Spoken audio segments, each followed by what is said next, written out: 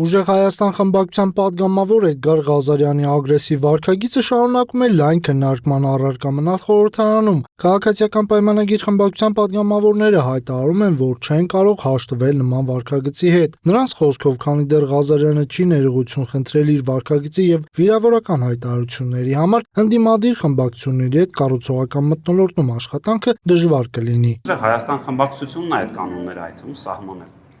Եվ ես կարծում եմ, որ սա նախ եւ առաջ ինքը իր թիմին է վիրավորում, որտեղ Էդգար Ղազարյանը անկախ պատգամավոր չի։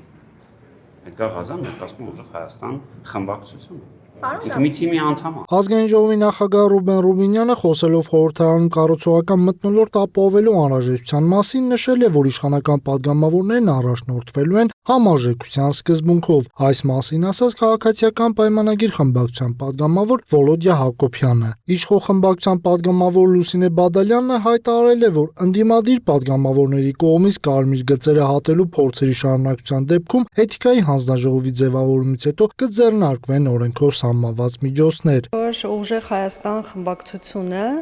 իր ցուցակ բերել է մի մարդու, որը ատելության խոսքի կարելի ասել ռահվիրան է մեր իրականության մեջ, այսինքն տարիներ շարունակ առանց սահմանների բոլոր աշխարհի հնարավոր բոլոր կարմիր գծերը հատելով, մրցավազքի մեջ լինելով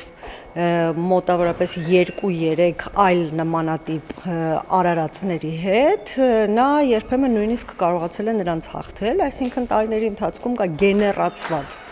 ատելության մթնոլորտ։ Հասմիկ Հակոբյանի խոսքով Ուժեղ Հայաստան խմբակցության ղեկավար Նարեկ Կարապետյանի փոփոխվող դիրքորոշումը սեփական խմբակցության պատգամավորների վարքագծի վերաբերյալ ի սկզբանե մտածված ռազմավարության մաս է։ Սկզբանե սա ռազմավարություն է,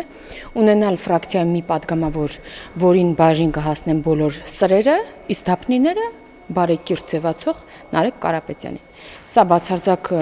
համաձայն չեմ այն մեկնաբանություններին, որ նա գցում է ֆրակցիայի, ուրեմն վարկանիշը եւ այլն։ Ընդհակառակը սա ռազմավարություն է, Էդգար Ղազարյանը իր երազած պատգամավորի մանդատը ստացել է, դրա դիմաց պարտավոր լինելով նման խոսիթով հանդես գալ խորհրդարանում։ ԿՊ պատգամավոր Մարիամ Պողոսյանի կարծիքով սխալներն ընդունելն ու ներողություն խնդրելը ուժեղ մարդու վարքագծի դրսևորում է։ Նրա խոսքով ընդդիմությունը պետք է հարգի իր ընտրողին եւ ազգային ժողովում զբաղվի իրական քաղաքական գործունեությամբ։ Էդգար Ղազարյանը առաջին հերթին ոչ թե ինձնից,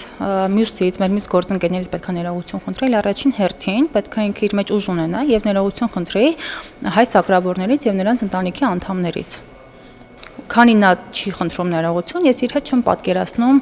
բացարձակապես անգամ որևիցե քաղաքական բանավեճ, քաղաքական շփում